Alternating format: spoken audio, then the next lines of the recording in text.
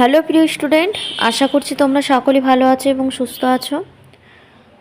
আজ আমি যারা বাংলায় অনার্স করছো তাদের জন্য চণ্ডীমঙ্গল যে চ্যাপ্টারটি রয়েছে, কবি মুকুন্দরাম চক্রবর্তীর লেখা শ্রী চণ্ডীমঙ্গল কাব্যের আখেটিক খণ্ডের বিষয়বস্তু নিয়ে তোমাদের সঙ্গে আলোচনা করব। তোমাদেরকে জানাবো কীভাবে আখেটিক খণ্ডের মধ্যে কী রয়েছে।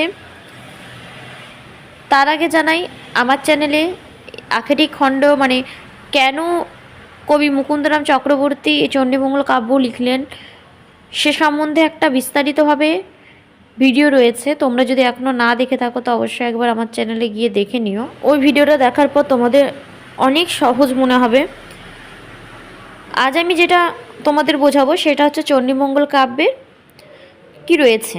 চণ্ডীমঙ্গল কাব্যে আখেটিক খণ্ডটা শুধু বলবো, কারণ আখেটিক খণ্ডটাই তোমাদের পাঠ্য রয়েছে যেহেতু।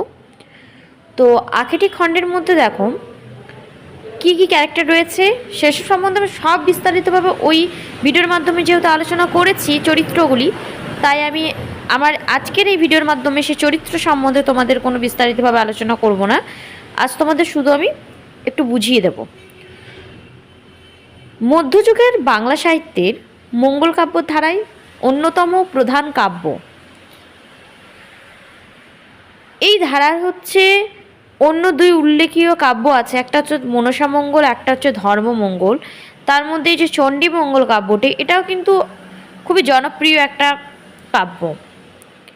জনশ্রুতি অনুসারে চণ্ডীমঙ্গল কাব্যের আদিকবি হচ্ছে মানিক দত্ত। এই কাব্যের জনপ্রিয় কবি মুক্তরাম সেন, হরিরাম, মুকুন্দরাম চক্রবর্তী, দ্বিজমাধব বিশেষ কিন্তু উল্লেখনীয়। চণ্ডীমঙ্গল কাব্যে কী রয়েছে বলো তো? দেবী চণ্ডীর মহিমা। কিন্তু প্রাচীন চণ্ডীমঙ্গলের কবিদের বর্ণনায় অভয়া নামে উল্লেখিত এক দেবী মহিষাসুর দমনী চণ্ডী ছিলেন না। অবশ্য চণ্ডীমঙ্গল রচনায় কয়েক শতাব্দী পূর্বেই তিনি পৌরাণিক চণ্ডীর সঙ্গে মিলে গিয়েছেন। অভয়া মূলত কিন্তু বনদেবী, যা ঋগ্বেদ দশম মণ্ডলের অরণ্যানী স্তরের সাথে সম্পৃক্ত। চণ্ডীমঙ্গলের কালকেতু আখ্যানে তিনি দ্বিভুজা, তার প্রতীক মঙ্গল ঘট, পূজার উপচার মাঙ্গাল্য, ধান দুর্বা। তিনি পশুমাতা রূপে কিন্তু পূজিতা। আমি দেবী চণ্ডী সম্বন্ধে তোমাদের একটু বললাম। এবারে আমি আখেটিক খণ্ডের মধ্যে ব্যাত, কালকেতু ও তার পত্নী ফুল্লরার প্রতি দেবীর অনুগ্রহের কাহিনী বলবো। দেবীর অনুরোধে তার স্বামী শিব তার ভক্ত নীলাম্বরকে অভিশাপে দিয়ে মর্তলোকে কিন্তু পাঠান। নীলাম্বরই হচ্ছে কালকেতু হয়ে জন্মগ্রহণ করেছেন মর্তে। কালকেতু যৌবন প্রাপ্তির পর তার পিতা কিন্তু ধর্মকেতু ফুল্লরার সঙ্গে তার বিবাহ দেন। কালকেতুর পরিবার অতি দরিদ্র কিন্তু সুখী সংসার। এদিকে কালকেতু শিকারে প্রায় নির্মূলিত কলিঙ্গের বনের পশুদের আবেদনের কাতর হয়ে দেবী স্বর্ণগধিকা রূপে কিন্তু কালকেতু শিকারে যাবার পথে প্রকট হলেন। বনের পশুরা দেবী চণ্ডীর কাছে আবেদন করলেন যে কিভাবে তাদেরকে হত্যা করা হচ্ছে, কিভাবে কালকেতু তাদেরকে হত্যা করছে। এবং দেবী তখন বনের পশুদের অনুরোধে তিনি নিজেই একদিন একটি গধিকা রূপ নিলেন এবং পথেই পড়ে থাকলেন। কালকেতু শিকারে যাবার সময় অমঙ্গলজনক একটা গধিকা দেখার পর কোনো শিকার না পেয়ে কিন্তু তিনি রেগে গেলেন। তখন সেই গধিকাটিকে কিন্তু ধনীকে ছিলায় বেঁধে ঘরে নিয়ে আসেন। কালকেতু যেহেতু কোনো শিকার পায়নি, তাই বাধ্য হয়ে গধিকাটিকে কিন্তু নিয়ে আসতে হয়েছিল তাকে। তারপর যখন সে বাড়ি ফেরে সেই গধিকাটিকে বেঁধে নিয়ে এসে, তখন কিন্তু ফুল্লরা বাড়িতে ছিল না। তাই পত্নীকে না পেয়ে সে হাটে রওনা হয়। হাটে ফুল্লরার সঙ্গে তার দেখা হলে তাকে গধিকার ছাল ছাড়িয়ে কিন্তু শিকপোড়া করতে নির্দেশ দেয়। ফুল্লরা ঘরে ফিরলে দেখে দেবী এক সুন্দরী যুবতীর রূপে ফুল্লরাকে দেখা দিলেন। ফুল্লরার প্রশ্নের উত্তরে দেবী জানালেন ফুল্লরার স্বামী তাকে এখানে এনেছে এবং তিনি এই গৃহেই কিছুদিন বসবাস করতে চান। ফুল্লরা সেই সুন্দরী নারীকে দেখে আশ্চর্য হয় এবং সে ভাবে হয়তো কালকেতু আরও দ্বিতীয় বিবাহ করেছে। তাই সেই দেবীকে তাড়াতে ফুল্লরা নিজের 12 মাসের দুঃখ কাহিনী বিবৃত করলেন। তবুও কিন্তু দেবী অটল। শেষ পর্যন্ত ফুল্লরা ছুটলেন হাটে স্বামীর সন্ধানে। উভয়ই গৃহে ফেরার পর দেবীর অনুরোধে কালকেতু ধনী হয়ে কিন্তু পশু শিকার ত্যাগ করলেন। তিনি আর পশু শিকার করলেন না। দেবী তাকে এমন একটা আংটি দিলেন যেটাতে সে গুজরাট নগর কিনে নিতে পারবে, পুরো গুজরাট নগরের সে রাজা হয়ে যাবে।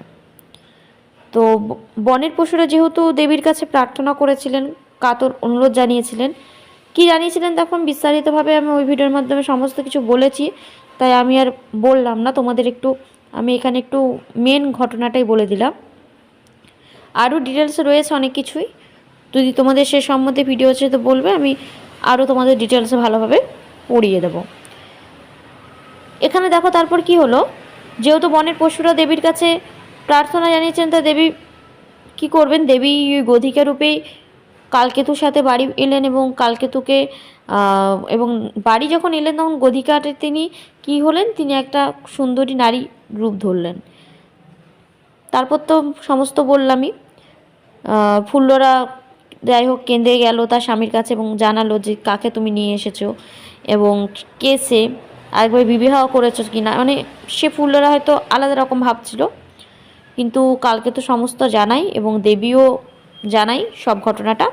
তারপরে দেবী তাকে আশীর্বাদ দিলেন এবং ধনলাভ করে কালকেতু বন কেটে গুজরাট নগর তৈরি করলেন। আর গুজরাট নগরে নবাবগতদের মধ্যে ছিল এক প্রতারক, তার নাম হচ্ছে ভারু দত্ত। এই ভারু দত্ত চরিত্রটা কিন্তু মান পাচ্ছে পরীক্ষার সময় দিয়েই থাকে। আর তোমাদের কী কী চরিত্র কীরকম প্রশ্ন আসতে পারে যদি সে সম্বন্ধ চাই ভিডিও, তো অবশ্যই আমাকে জানাবে। আমি আরও কিন্তু তোমাদের ভিডিও তাহলে দিয়ে দেব। তারপরে কি হলো দেখো, প্রথমে কালকেতু তাকে বিশ্বাস করলো, কিন্তু প্রজাদের প্রতি যে অত্যাচার করায় তাকে তাড়িয়ে দেয়। ভারু দত্ত কিন্তু মোটেও সুবিধার লোক ছিল না, খুবই ছলচাতুরের লোক ছিল। হ্যাঁ, মানুষকে ঠকিয়ে কোনো রকমে খায় সে। আরও অনেক মুরারিশীল বলে একটা চরিত্র রয়েছে, সেই চরিত্রটিও কিন্তু ভারু দত্তের মতোই। ভারু দত্ত মুরারিশীলের থেকেও এক সাংঘাতিক। ভারু দত্ত হচ্ছে কলিঙ্গের রাজার কাছে গিয়ে কি করেছিল, কালকেতুর বিরুদ্ধে প্ররোচিত করেছিল। কলিঙ্গের সেনাপতি গুজরাট আক্রমণ করে কালকেতুকে বন্দি করেন, কিন্তু দেবীর কৃপায় কালকেতু শীঘ্রই মুক্ত হন। কালপূর্ণ হয়ে কালকেতু ফুল্লরা স্বর্গে কিন্তু ফিরে যান, কারণ তারা তো স্বর্গেরই ছিল, ছায়া স্বর্গের ছিলেন এবং ছায়া মর্তে জন্মগ্রহণ করেছিলেন ফুল্লরা রূপে। আর নীলাম্ব ছিল, তো নীলাম্ব জন্মগ্রহণ করেছিলেন আর কি মর্তে কালকেতু হয়ে। আরও ভেতরে অনেক ডিটেলস রয়েছে, অনেক কিছু রয়েছে। দেখো একটা ভিডিওর মাধ্যমে এত কিছু বোঝানো যাবে না, তাই আমি তোমাদের ভেঙে ভেঙে একটু করে বুঝিয়ে দিলাম। আর মেন যে আজকে কাহিনিটা সেটা বলে দিলাম। তোমাদের যদি এটা ভালো লেগে থাকে তো অবশ্যই চ্যানেলটিকে সাবস্ক্রাইব করে দেবে, লাইক শেয়ার করতে ভুলবে না। আর তোমাদের যদি কোনো রকম বাংলা সম্বন্ধে অসুবিধা থাকে তো অবশ্যই আমাকে কমেন্ট করে জানাবে, আমি যথাসম্ভব চেষ্টা করব তোমাদের সাহায্য করার। আজকে আমার এই ছোট্ট ভিডিওটি এ পর্যন্ত থাকলো। তোমরা ভালো থাকবে, সুস্থ থাকবে।